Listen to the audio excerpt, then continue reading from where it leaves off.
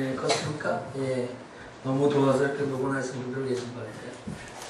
신학교 성경금을 드리셨네요. 예.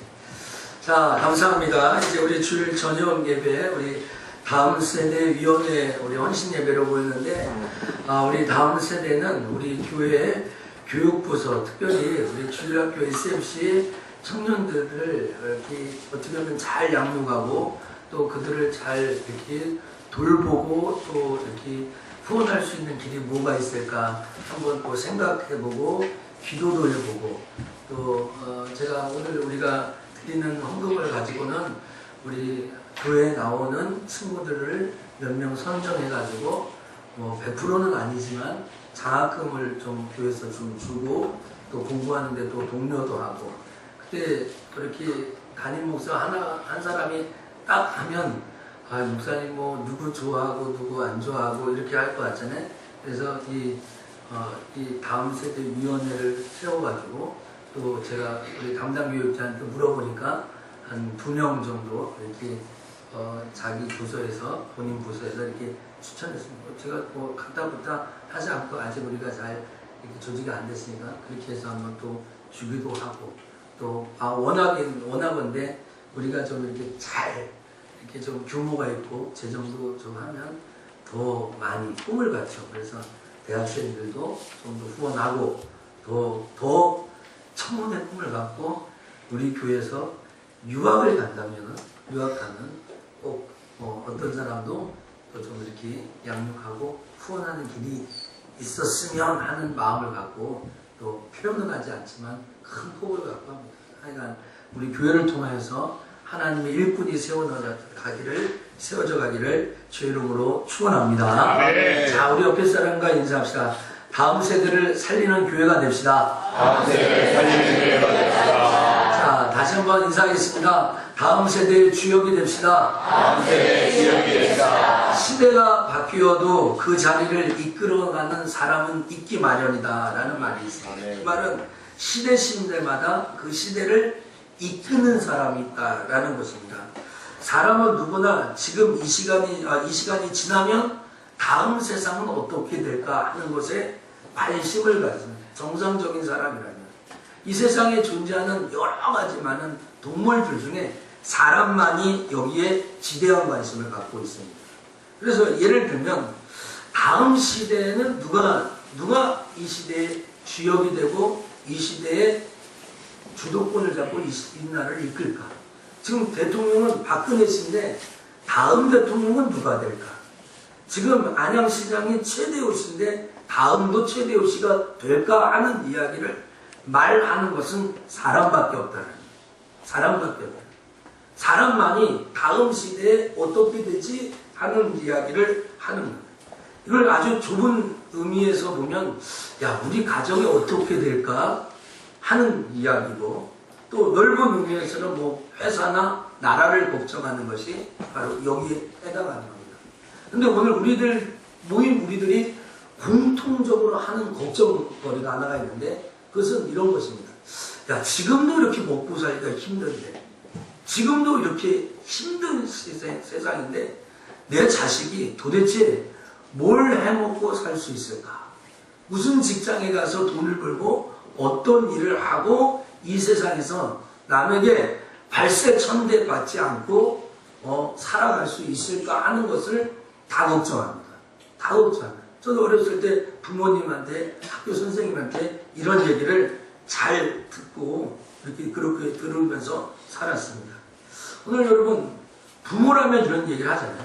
근데 오늘 저는 여러분에게 이런 자식 걱정 말고 한 단계 좀 더 차원 높은 이 나라와 이 민족의 하나님의 나라가 어떻게 될까?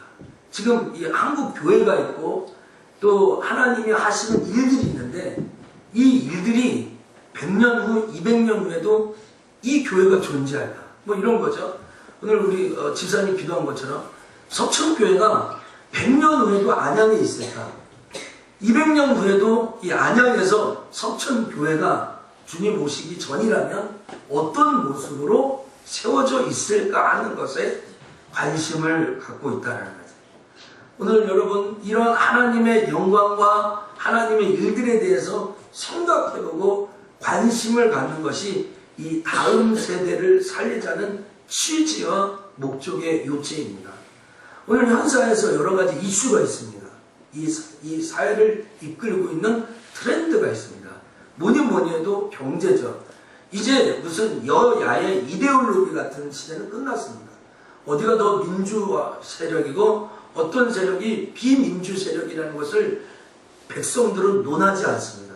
단지 여당이든지 야당이든지 이 국민들을 더 편안하게 잘 살게만 할 수 있다면 어느 당이든지 상관없다는 것이 국민 대다수의 절대 다수의 이야기입니다. 오늘 이 사회가 이끄는 이슈가 있습니다. 또 우리 이 시대의 자녀들이 갖고 있는 교육적인 환경들이 있습니다. 그런데 이런 사회적인 이슈와 교회가 개인들이 갖고 있는 교육적인 이 환경 속에서 문제는 교회가 갖고 있는 한계가 있다는 거예요. 교회가 뭘 할 수 있는 이 한계에 많이 부딪혀요. 오늘 이런 상황에 역학관계를 생각해 볼 때 우리는 또다시 하나님 앞에 무릎 꿇을 수밖에 없고 눈물을 흘릴 수밖에 없고 하나님 앞에 구하고 기도할 수밖에 없는 여건으로 돌아가야 된다라는 생각이 듭니다. 얼마 안 됐습니다. 한 3일 전에 우리나라 일간지 신문에 우리나라 2013년 청소년 건강 행태 온라인 조사라는 걸 했습니다. 왜냐하면 청소년들에게 제대로 물어보면 답변을 거짓말로 해주니까 건강 상태를 좀 알아보기 위해서 설문조사를. 대상은 72,435명을 대상했고 이 표본 오차를 플러스 마이너스 5% 받게 되잖아. 95% 이상이니까 아주 높은 설문조사입니다. 여기에 보면 당신은 흡연을 하고 있습니까? 당신은 정기적으로 담배를 피우고 있습니까? 라고 이야기할 때 일반 학생들 한 15% 이상이 정기적으로 담배를 피운 지 오래됐다. 남학생, 여학생도 거기에 못지않게 한 10% 반영합니다. 그래서 이 조사를 보면서 100명 중에 한 15%는 15명인데 저는 좀 이게 뭐랄까 소극적으로 알려진 것 같아요. 적극적으로 이렇게 다 드러나지는 않는 것 같아요. 그런데 교회를 다니면서 담배를 핀다. 또 신앙생활을 하면서 술을 먹고 집사를 하고 담배를 피면서 재직을 하고 있다. 그럼 불신자도 안 하는 일을 자기가 지금 하면서 하는 거예요. 그렇죠? 불신자 학생들도 안 하는 일을 자기가 하는 거예요. 이게 얼마나 하나님 앞에 중대한 죄악인지를 알아야 되는데 그걸 모르고. 또 이 청소년들에게 당신은 정기적으로 술을 마시고 있느냐라고 이야기할 때 한 20% 이상이 최근 한 달 동안 소주 5잔 이상 정기적으로 마시는 아이들이 20%. 우리 어른들이 우리 한잔 합시다 하잖아요. 얘네들도 그렇게 한다는 거예요. 청소년들도. 또 여자 아이들도 한 12% 정도가 그렇게 술을 마시는 거예요. 근데 문제는 뭐냐면 이 아이들이 담배와 술은 청소년들이 살 수 없게 되어 있잖아요. 법으로. 근데 이 학생들의 50% 이상은 다 편의점이나 슈퍼마켓이나 정상적인 곳에서 사고 있다는 거예요. 그러니까 어른들이 다 파는 거죠. 자기 먹고 살 때 조금 더 돈 벌기 위해서 파는 거죠. 정신건강 문제에서도 이야기하는데 최근 12개월, 그러니까 지난 1년 동안 자살을 생각해본 남학생이 한 13% 되고 여학생은 20%, 여학생은 훨씬 많습니다. 근데 이걸 조금 바꿔서 이렇게 물어봤습니다. 최근 1년간 2주일 내내 일상생활에 적응하기 어려운 슬럼프나 슬픔의 감정이나 절망감을 느끼지 않았냐라고 물어봤더니 그것이 한 25%, 또 여학생 같은 경우는 한 40% 가까운 숫자가 그렇게 얘기했다는 거예요.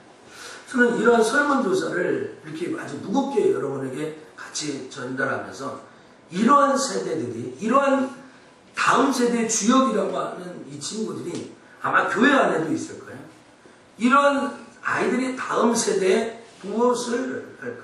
제가 작정하게 되는데 말씀드렸는데 불금 그러는 거예요. 불금. 그 불금이 뭐냐니까 불타는 금요일이라는 거예요.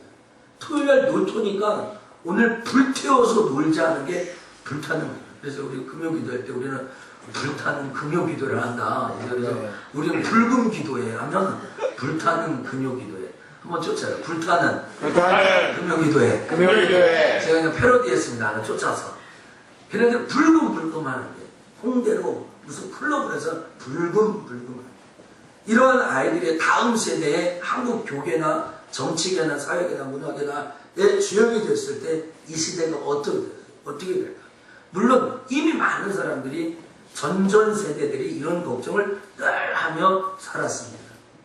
여러분 또 반대로 지금 이렇게 비춰진 기성세대 이 아이들을 지금 누가 만들면서 이 아이들이 무엇을 보고 이렇게 되었습니까? 기성세대 아니겠습니까? 이렇게 만드는 우리들의 중압감과 책임감을 한번 생각해 봐야 되지 않을까를. 절대 아이들은 그냥 되지 않습니다. 부모를 봤다든지 잘못된 선배를 봤다든지 아니면 잘못된 범행을 자기가 목격했다든지 다 그겁니다. 부모의 책임, 지도자의 책임, 스승의 책임을 벗어날 수 없는 거예요.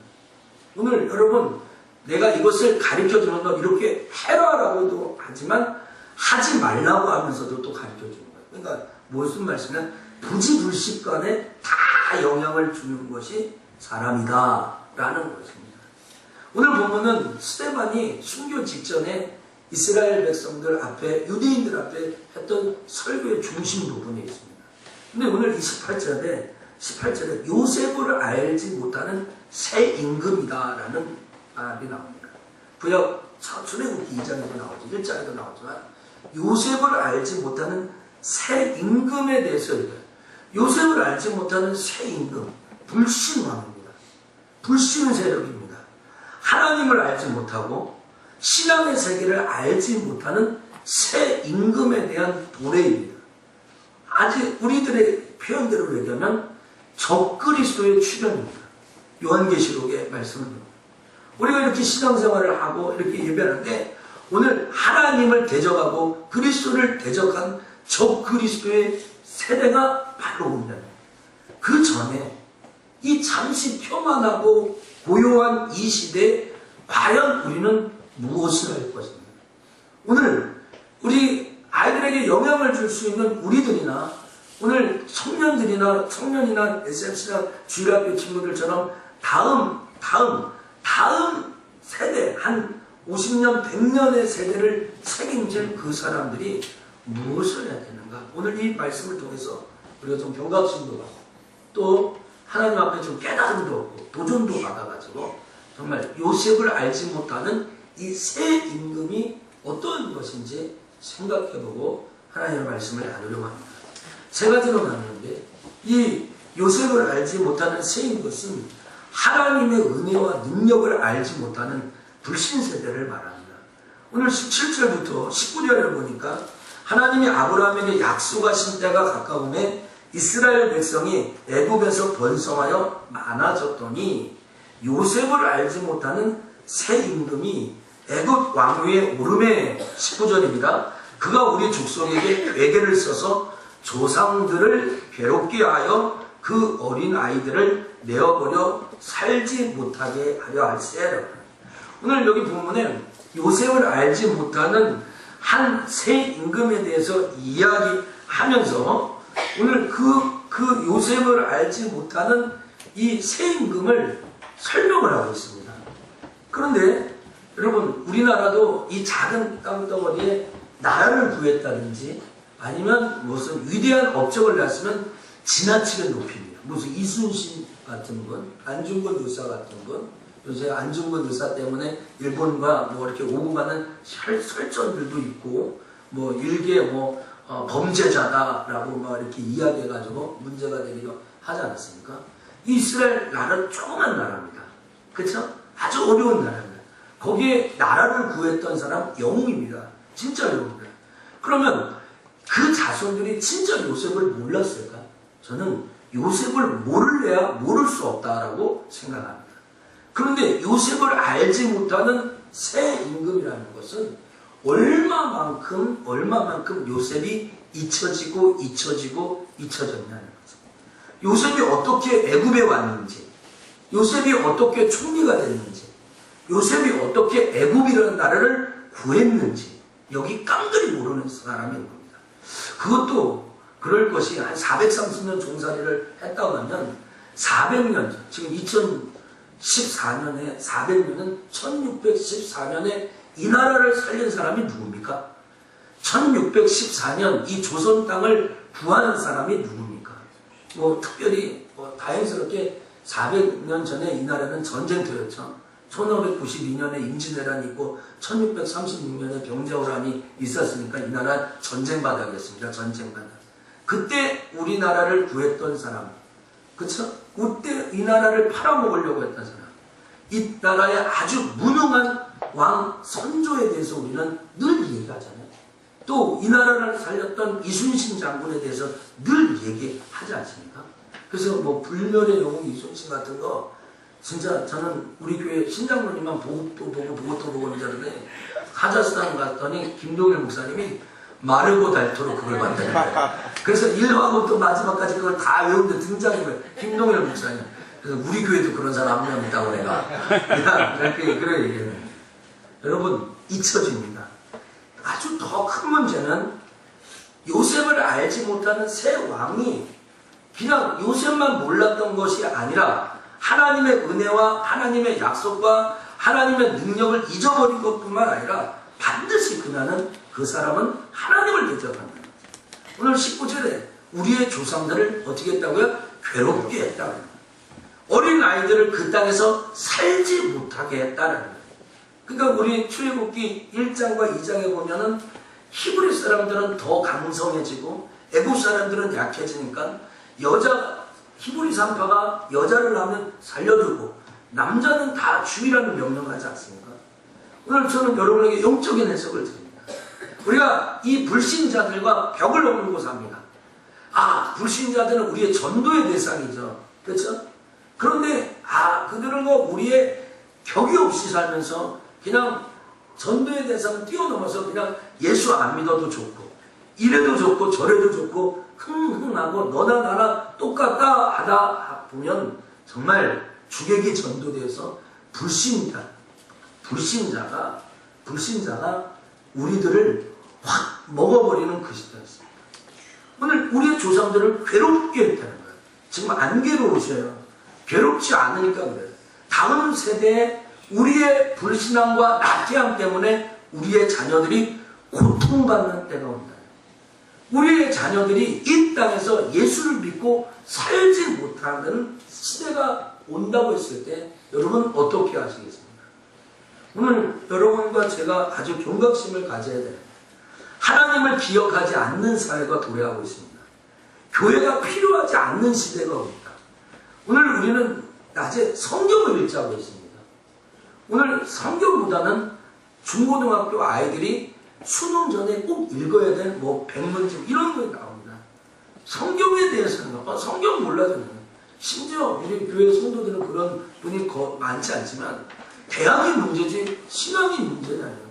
신앙은 대학 가서도 할 수 있다고 이야기합니다. 그러나 그 함정이 그 아이를 망쳐놓고 있다는 것을 우리가 알아야 할 것입니다. 오늘 그들이 예수 믿는 우리들을 핍박하고 괴롭혀요. 지금 나는 괴롭지 않은데 나는 지금 핍박받지 않는데 반드시 요셉을 알지 못하는 새 임금이 와서 우리의 자녀를 괴롭게 하고 이 땅에서 살지 못하게 하는 그 시대가 오게 된다는 거예요. 그러므로 우리는 어떻게 해야 되겠습니까? 우리의 이 시대가 가기 전에 하나님의 일을 감당할 수 있는 이 축복의 세대를 키우고 양육하는데 총력을 다해야 될 줄 믿습니다. 아멘. 저는 여러분에게 오늘 그런 얘기를 했으면 좋겠어요. 신앙의 정통성, 아주 신앙의 축복성을 길러내야 하는 거죠. 오해 없이 들으세요. 제가 아들 있다고 얘기하는 것도 아니고 딸 있다고 얘기하는 거예요. 제가 이 설교를 준비하면서 그런 생각을 했습니다. 제가 라 전사님하고도 그런 얘기 했습니다. 전사님 딸 둘이니까 라씨 집안에 아들 하나 있어야 되니까 사모님 애기 하나 더 낳자 그랬더니 사모님 애기 못 낳는다는 거예요.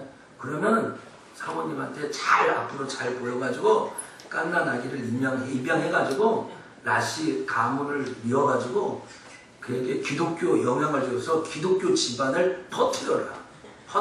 다 커가지고 20살 된 사람 임명하면 영향을 못 주지만 깐난 애기 키우면 애들도 다 키웠으면 이제 혜영이 윤영이가 키울 거니까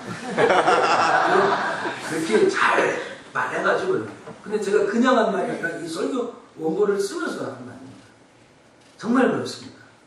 여러분, 이 세상에 버려지는 아이들이 그렇게 많다네요. 이제는 그 입양하는 조건을 되게 많이 완화한다고 그래요. 우리 가정마다 지금 아기를 낳았는데 아기 낳기 어렵잖아요. 지금 아기 낳으실 분 별로 없잖아요, 지금. 그러니까 지금 깐난 아이를 조금 우리가 하나님의 축복을 받고 열을 받아가지고 기독교 문화와 기독교 신앙을 가진 다음 세대를 좀 퍼뜨리고 자꾸 퍼뜨려요. 그래서 이 일들이 얼마나 중대하고 이슬람 사람들이 계속 아기를 낳아가지고 세계에 씨를 퍼뜨리는 것처럼 정말 다음 세대를 이끌어갈 수 있는 하나님의 세대의 주역이 될 수 있는 하나님의 사람들을 세워가자. 아멘. 할렐루야. 아멘. 이 일이 얼마나 중요한가. 이 영광스러운 일에 쓰임받기 위하여 정말 최선을 다하여 살아가야 돼. 내가 있는 모든 것. 그래서 부모님들 그러죠. 내 입에 못 넣어도 내 자식에는 넣어주고 싶다라고 하는 거 아니겠습니까? 이 일에 쓰임받는 축복이 있기를 제 이름으로 축원합니다. 아멘. 두 번째, 요셉을 알지 못하는 이 새 임금을 위하여서 하나님은 반드시 모세라는 다음 세대를 준비하십니다. 그건 이스라엘 사람들이 준비한 것도 아니고 유대 무슨 유력한 사람들이 선견 지명을 갖고 준비한 게 아닙니다. 하나님의 창조 역사 속에 하나님의 계획 속에 섭리 속에 모세라는 다음 시대, 저는 오늘 이 모세라는 한 인물을 이야기하면서 한 시대를 이야기하고 싶어요. 오늘 하나님은 이 요셉을 알지 못하는 새 임금의 시대가 올 것을 기억하면서 모세라는 시대를 준비했다. 모세의 시대를 준비했다는 거예요. 20절과 21절을 유념해서 보시면 20절에 이런 말이 있습니다. 그때에 모세가 났는데, 그때에 모세가 났는데, 어느 때? 요셉을 알지 못하는 새 임금이 판을 그칠 때 하나님은 모세를 이스라엘 백성들 가운데 태어나게 하셨다라는 것입니다. 그리고 그 모세가 그 부친집에서 석 달을 길렸다는 것을 통해서 모세가 태어날 수 없는 운명이 있는데 태어나고 말았다는 거죠. 오늘 이 사실을 통해서 우리는 무엇을 말하나? 하나님의 절대적인 간섭과 계획이 있었다는 거예요. 모세는 태어나지 말아야 되는 거예요. 애굽 땅에서. 그들이 갖고 있는 상식이나 계획이나 그들이 갖고 있는 모든 전적인 일들 속에서는 모세는 태어나지 마는 것이 정상적이에요. 근데 하나님의 계획 속에 모세가 태어났다. 오늘 저는 우리 석천교회에서 다음 세대에 관심을 갖고 뭐 영어 교육을 하고 아이들도 뭐 몽골도 보내고 무슨 이렇게 단기 선교도 가고 뭐 스키도 뛰고 하는 이 모든 일들이 하나님의 필연적인 사건과 필연적인 일들에서 일어나요. 오늘도 우리 재정부 보시는 장로님과 또 우리 같이 이야기하면서 우리 교회 신학생들이 오면 우리가 계속 학교를 대줬는데 이제 올해도 또 해야 되고 또 6월 달에 또 그분들에게 무슨 일이 있는데 또 우리가 이렇게 해야 된다고 제가 얘기했습니다. 왜? 그분이 영원토록 석천교회에 있지는 않지만 석천교회에 영원히 있지 않지만 우리 교회를 통해 그분들이 공부하고 더 많은 세계를 보고 이제 성지탐사를 6월 달에 가시는데 그걸 봐서 더 넓은 세계를 보면서 하나님이 일을 하는데 우리가 쓰임받았어요. 이게 모세는요, 하나님의 간섭이 있어서 태어납니다. 그냥 원래는 태어나지 말아야 될 인생인데 하나님의 섭리와 계획이 있어서 오늘 모세라는 사람이 모세라는 시대가 태어났다. 그러니까 오늘 이 석천교회 우리 어린아이들 뭐 예를 들어 쥐락교 뭐 3학년 2학년 이 아이들 아마 청년들 이 아이들은 필연적인 하나님의 섭리와 계획 속에 다음 세대의 주역으로 태어나야 된다. 할렐루야. 아멘. 저는 이런 믿음이 있습니다. 이런 믿음이 있습니다. 그 아이가 공부에 재능이 있든지 재능이 없든지 그건 잘 모르겠어요. 그러나 하나님의 필연적인 계획과 섭리가 모세가 이스라엘 백성에 태어나야만 했던 것처럼 서천교회 아들, 딸들은 다음 세대의 주역으로 반드시 일어나고 튀어나온다. 할렐루야. 아멘. 그래서 제가 오늘도 만나는 친구들보다 소망적인 이야기하고 공부 열심히 하지. 목사님이 맨날 공부 열심히 하라고 해서 미안하다. 그러나 파이팅 하자. 최선을 다하자. 하나님이 원하시는 축복의 끝이 있을 거다. 이렇게 하면서 이야기하는 거예요. 여러분, 언제 어떤 일이 일어날지 몰라요.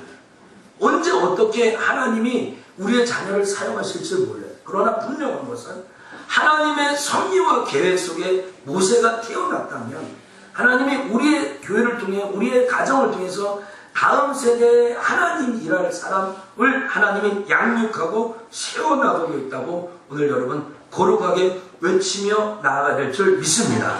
어쩔 때는 우리가 하나님 앞에 모세의 부모처럼 더 이상 키울 수 없어요. 근데 석 달밖에 못 키우잖아요. 석 달은 숨겨서 키웠어요. 그 다음은 어떻게 키웠어요? 어떻게 키웠어요? 하나님의 전적인 강권으로 모세가 애굽의 궁전 안에서 컸습니다. 어떻게? 나일강에서 바로의 딸을 키우게 되는 거예요. 이거 얼마나 드라마틱하고 기적적입니까? 오히려 자기가 3개월 동안은 숨어서 키웠는데 더 이상 못 키워가지고 이 나일강 강가에 떠났더니 바로의 딸이 그것을 보고 오히려 데려다가 그 최고의 학문과 최고의 조건 속에서 그를 양육하게 하는 것을 보게 되지 않습니까? 얼마나 이게 놀라운 일이 아닌가 생각해요. 오늘 여러분 우리들이 그런 얘기하죠. 내가 배운 것이 없어서요. 가진 것이 없어서 애들을 잘 못 키우는데 내가 여러 가지 그 고민 저도 마찬가지예요. 목사가 더 능력이 있으면 더 힘이 있으면 오늘도 제가 그런 얘기 했어요. 제가 더 힘이 있으면 더 많이 도와줬을 텐데 내가 갖고 있는 것이 이것밖에 없어서 너한테 이렇게밖에 못 도와줬다. 그렇게 얘기를 했습니다. 오늘 제가 더 많이 있으면 더 많이 줬을 텐데 그런 생각이 듭니다. 근데 오늘 하나님이 우리가 할 수 없는 내 한계보다 하나님 한계도 뛰어나죠. 모세의 부모는 숨어서 모세 울면 안 돼. 울면 안 돼. 조용히 젖을 먹였는지 몰랐는데 이제 바로의 딸은 유모를 데려다가 모세의 전을 데려다가 젖을 주고 더 많은 것을 먹이고 더 많은 것을 입히고 더 많은 것을 보여주면서 모세를 바로 궁전에서 키웠다. 여러분 믿음을 가지셔야 돼요. 믿음을 가지셔야 돼요. 내가 할 수 없는 것을 하나님이 하신다. 아멘. 할렐루야. 아멘. 나는 못하는 거야. 나는 못해. 오늘 우리 교회에서 애들이 유학을 간다. 유학을 몇천 불씩 보낼 가정이 어디 있어요? 여러분 허리 쑤셔서 뼈 빠지게 해서 아이들을 보낼 그 사람이 어디 있어요? 그럼 제가 여기 여러분의 담임 목사로 제가 받는 것을 다 하나님 앞에 요구하면서 애들을 어떻게 유학을 보내면서 내 자식을 키울 수 있어요? 저 하나님 앞에 기도합니다. 나는 내 능력 갖고 못해요. 내 주변에 아이들을 외국에 보내신 목사님들은 참 제가 존경스럽기도 하고 어떻게 보내요? 어떻게 보내는 제가 궁금해요. 근데 저 상황이 나는 못 보내겠어요 지금. 근데 하나님이 우리의 한계보다 뛰어넘게 하신다는 것이죠. 아멘이죠? 아멘. 그러니까 오늘 여러분 가끔 저는 그런 얘기할 때 답답해요. 진짜 막 오장육부가 뒤집어요. 목사님 저는 대학을 안 나왔기 때문에요. 나는 지금 가진 게 없기 때문에요. 애들한테 해준 게 없으면 이렇게 얘기하는 거예요. 참 저도 마찬가지예요. 그럼 어떻게 하라고 어떻게 해요? 하나님은 꼴로 있습니까? 하나님은 여러분 장신용으로 믿었습니까? 하나님은 여러분 눈에 보이지 않는단 말입니까? 하나님이 여러분의 자녀와 우리의 다음 세대를 책임져 주실 줄 믿습니다. 아멘. 우리는 숨기지만 하나님은 숨기지 않아도 돼요. 우리는 움츠리지만 하나님은 움츠리지 않아도 돼요. 우리는 석 달 동안 키우는 것이 우리의 한계지만 모세는 120년 삽니다. 그렇죠? 120년 지나서 눈이 흐려지거나 기력이 약해지지 않았다고 얘기하는 거예요. 꼭 기억하시기 바랍니다. 하나님은 이 요셉을 알지 못하는 세임들이 강력하지만 그 강력한 것을 대적하여서 오늘 우리의 모세를 태어나게 하시고 이 땅에 보내주셨다. 할렐루야.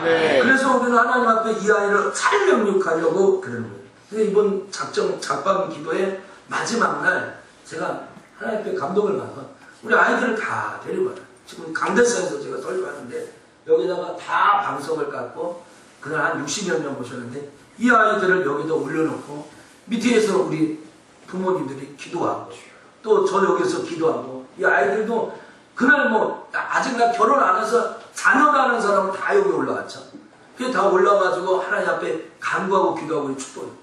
제일 첫 번째 성령이 떠나지 않게 해주세요. 이 아이들에게 뭐 공부도 좋고 성공도 좋지만 성령이 떠나지 않는 아이 되게 하여 주옵소서. 하나님 이 아이들이 죄에서 좀 멀어졌으면 좋겠습니다. 죄에서 떨어지게 하여 주옵소서. 하나님 세상에서 자존감이 높아야 되겠습니다. 자존감이 낮아가지고 자기가 아무 별 볼 일 없는 비교의식 속에 그렇게 살지 않게 달라고 기도했고 그들에게 재능을 달라고 재능. 1달란트, 2달란트, 5달란트 준 것처럼 하나님 어떤 얘기는 하나님 각양각상의 달란트를 허락하여 주옵소서.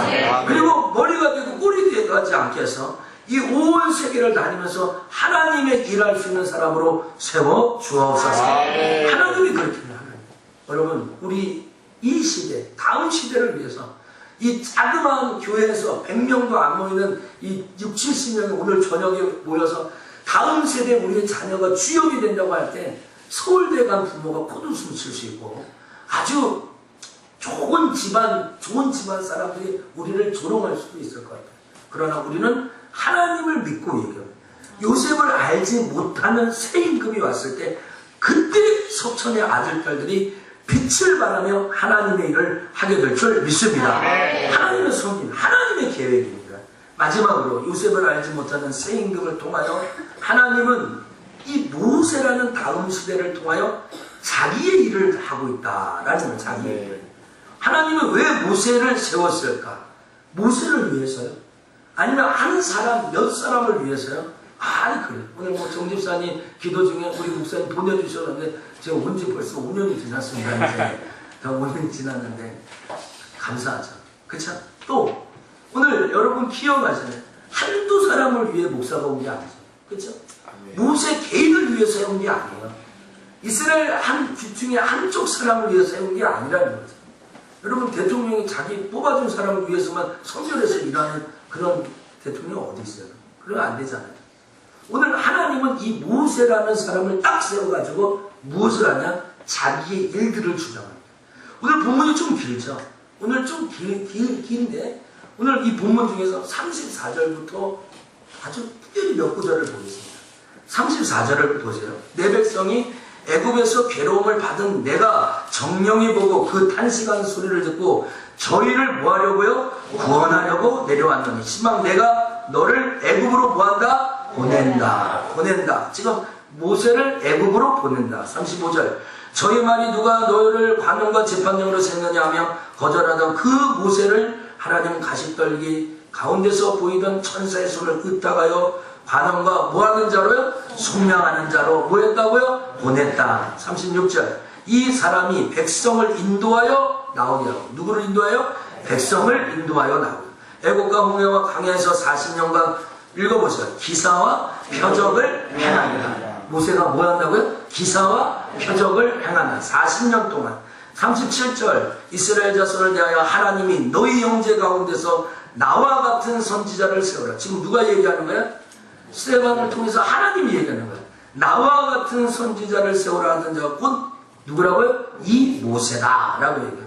오늘 스데반이 이 유언적인 이야기를 하면서 20절부터 44절부터까지 나오는 말이 모세가 낳는데 모세가 12번 이상 모세에 대해서 이야기해요. 스데반의 이야기의 핵심이 모세입니다. 지금 스데반 설교를 논하는 것이 아니라 요셉을 알지 못하는 새 임금의 시대를 위해 하나님은 모세를 통하여 하나님의 일을 대신하고 있다는 것을 알려줍니다. 오늘 우리 다음 세대를 통해서 우리는 다 교회를 짓고 가기도 하고 피땀 흘려 연구하고 가기도 하고 우리가 씨를 뿌리고 가기도 할 수 있습니다.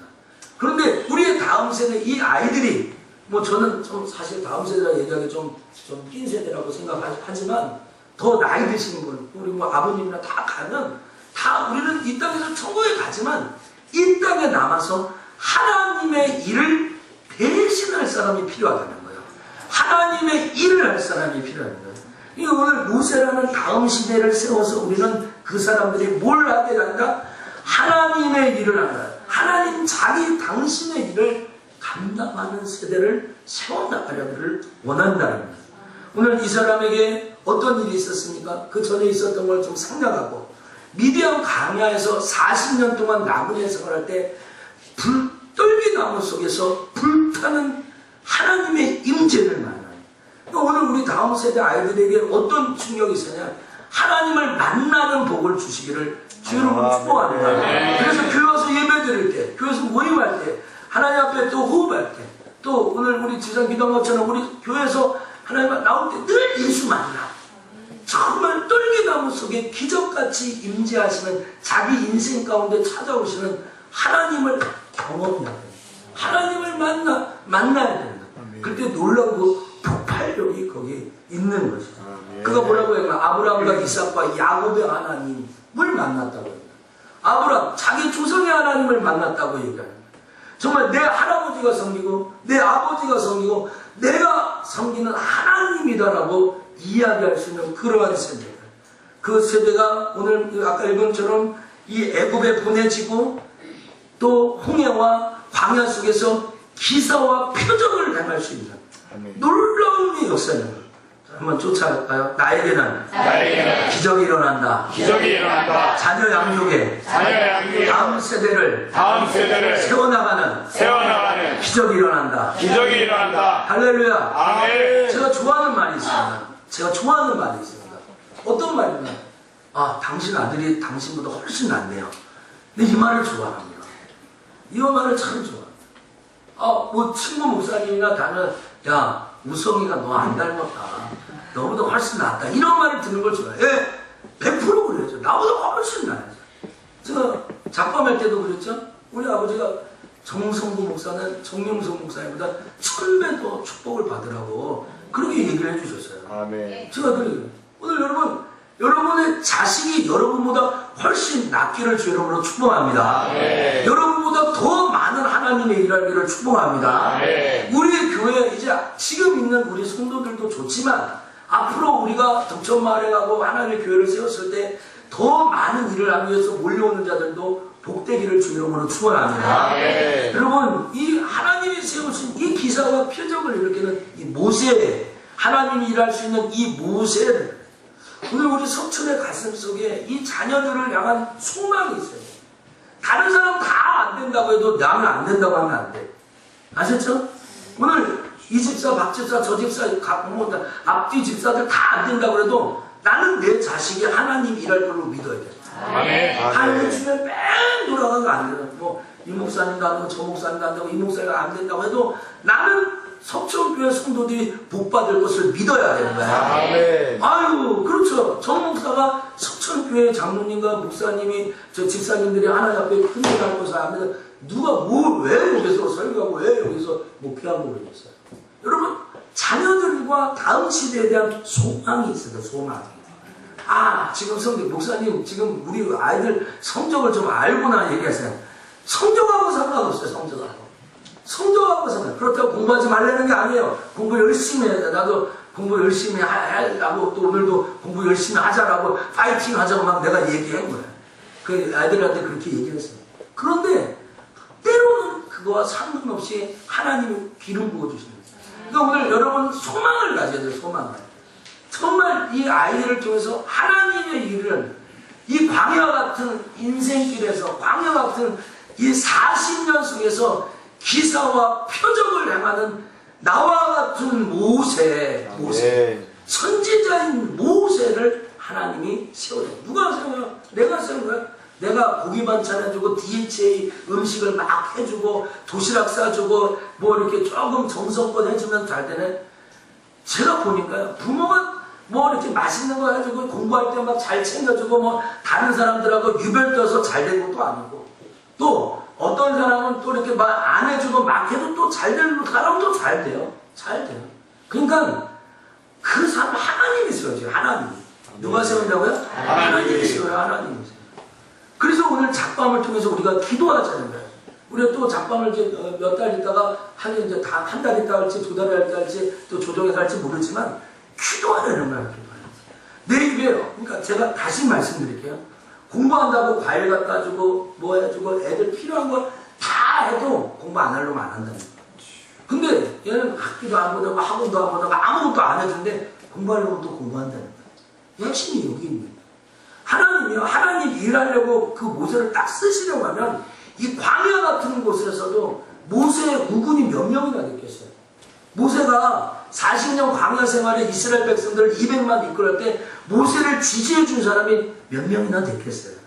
그런 중에서도 하나님은 모세에게 기름 부으셔서 하나님을 사역하게 합니다. 그러니까 하나님이 하신다는 것을 알아요. 하나님이 하나님의 일을 위해서 내 아들, 딸, 우리 교회에 나오는 아이들을 택하셨다는 믿음을 갖자는 거잖아요. 아멘이죠? 아멘. 그래서 우리가 영어도 가르치고 뭐 애들 체험학습도 가르치고 아이들도 뭐 이렇게 얘기해요. 여러분 정말 아이들이 성공하고 돈을 벌고 떵떵거리면 북이 영화를 가지고 고궁 저택에 살면서 때마다 해외여행을 다니면서 남태평에서 얄쌍한 여자들과 평생 호사를 누리는 것이 축복이라고 생각합니까? 우리는 그걸 원하는 게 아니잖아요. 평생 고궁저택에 살고 외제차나 스포츠카나 끌고 그냥 여기저기 빌딩이나 세워놓고 무슨 이렇게 펜션 같은데 별장해가지고 먹고 마시고 때마다 이렇게 호화 생활을 하는 그러한 생활의 자녀들을 여러분 원하시는 거 아니잖아요. 그거 원하는 거 아니잖아요. 그렇다면 여러분 예수 이름으로 소망해야 됩니다. 그리고 정말 하나님 이 아이들에게 향한 하나님의 절대적인 계획, 이런 표현을 했습니다. 절대적인 계획. 내 자녀를 향한, 우리 교회를 향한, 우리 다음 세대를 향한 절대적인 계획이 있으면 하나님 책임져 주옵소서. 이런 믿음이 있어야 되는 거예요. 하나님, 내가 목사가 되는 절대적인 계획이 있고, 내가 우리 교회가 지어지고 내가 이렇게 하는 절대적인 하나님의 계획이 있으면 하나님, 이 미디안 광야 속에서도 이 40년 광야 속에서도 하나님의 기사와 표적을 일으키게 해달라고, 그렇게 하나님 도와달라고 하나님 앞에 부르짖고 나아가는 거예요. 오늘 다음 세대 위원회 헌신 예배입니다. 이것을 위하여 꿈꾸고 이것을 위하여 기도하고 충성하고 헌신하는 삶을 우리 교회가 추구하고 있습니다. 더 나아가 오늘 이 모세 이야기는 여기서 끝나지 않습니다. 이 모세가 시내산에서 하나님 앞에 성소에 그걸 받죠. 44절에 그 식대로 받아서 누가 지었어요? 다윗이 또 그걸 지었다는 거예요. 솔로몬이 지었다는 거예요. 그것이 나중에는 오늘 본문의 스데반의 설교가 누구에까지 가요? 너희가 살인한, 너희가 죽인 그 예수 그리스도에 대해서 얘기하지 않습니다. 오늘 제가 조금 진부하고 알레고리컬하게 여러분에게 접근하는지 몰라도 오늘 스데반은 그들이 가장 존경하고 그들이 가장 따르는 영적 지도자 모세를 들어서 이 모세가 예수 그리스도를 예표하며 예수 그리스도의 시대를 준비하는 사람이었다는 것을 강력하게 동기부여하고 얘기합니다.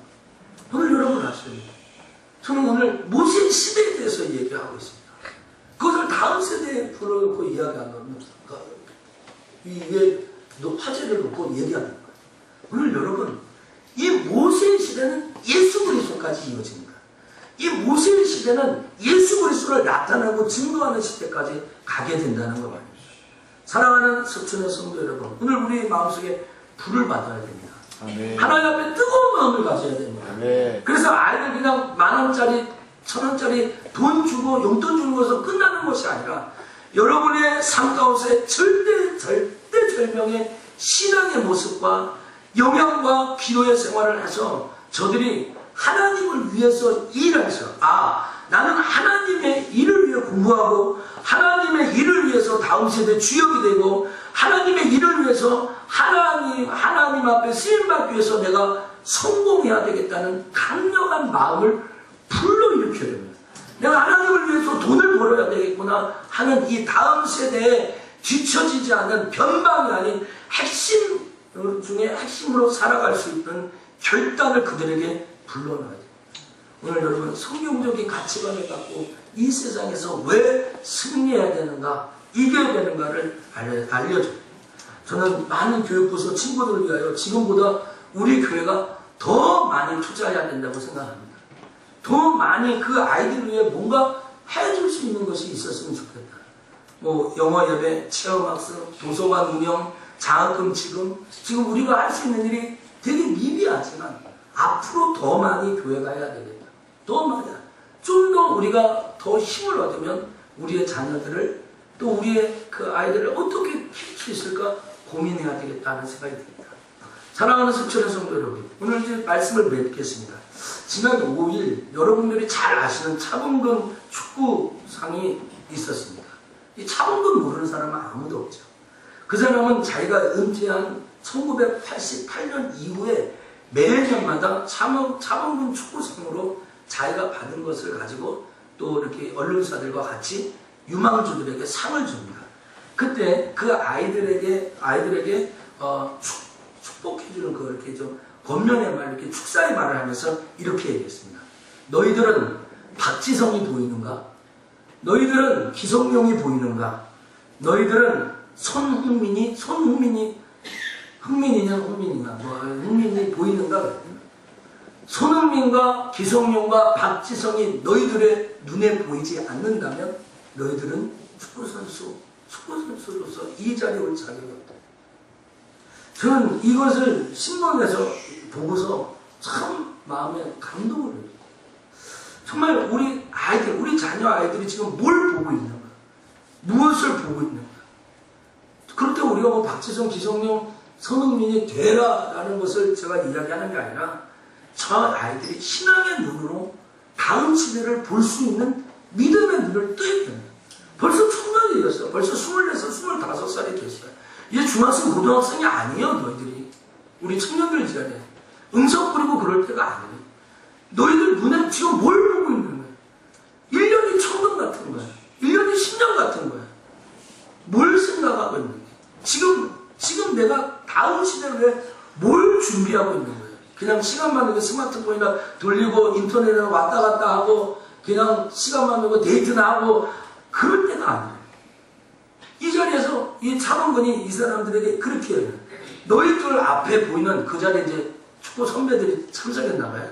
차범근이 너희들 앞에 보는 이 축구 선수들은 축구 선수의 성공을 위해 모든 것을 다 포기했다. 모든 것을 다 버렸다. 그래서 이 자리에 축구로 성공해서 너희들 앞에 서 있는 것이다. 오늘 너희가 축구 때문에 모든 것을 버릴 각오가 되어 있지 않으면 너희는 축구 선수로 성공할 수 없다.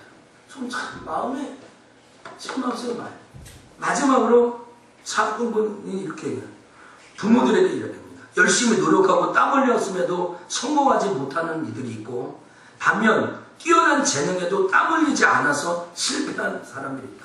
그런데 이런 선수들에게 있어 부모들의 책임이 가장 큰 부분이다. 이렇게 얘기해요. 참 이걸 보면서 재능이 있는데도 성공하지 못해? 열심히 땀 흘려고 노력하는데도 하지 못해. 그거는 다 부모 때문이다라고, 부모들이 그것을 열어주지 못했기 때문이다라고 차범근이 그런 얘기를 하는 거예요. 저는 개인적인 차범근이 신앙인이기도 하지만 그 사람을 홍보하려고 이것을 설교에 넣지도 않았습니다. 단 축구 하나를 보고서도 손흥민과 기성용과 박지성을 볼 줄 알아야 한다고 이야기한다면 저는 우리 교회 담임 목사 매일 성경을 읽고 매일 기도하고 매일 하나님의 나라를 생각하고 매일 이 땅의 그리스도의 계절을 생각하는 정성구 목사가 우리 속천교회 장로님 4명과 안수집사님 3명과 7명의 6명의 권사님과 뭘 해야 될 것인가? 우리 교회의 이 순종하고 하나님 사랑하는 이 토양 좋은 이 교회에서 과연 다음 세대를 향하여 우리는 무슨 깃발을 흔들 것인가 하는 고민을 하는 시간이 된다는 거죠. 오늘 요셉을 알지 못하는 새 임금의 시대가 반드시 옵니다. 그때 우리의 자녀와 우리의 시대를 모세와 모세의 시대로 하나님의 일을 감당하는 그런 축복의 시대로 만드는 저와 여러분 다 되기를 주 예수 이름으로 간절히 축원합니다. 기도하겠습니다. 하나님 아버지 감사합니다. 오늘 요셉을 알지 못하는 새 임금이 도래합니다.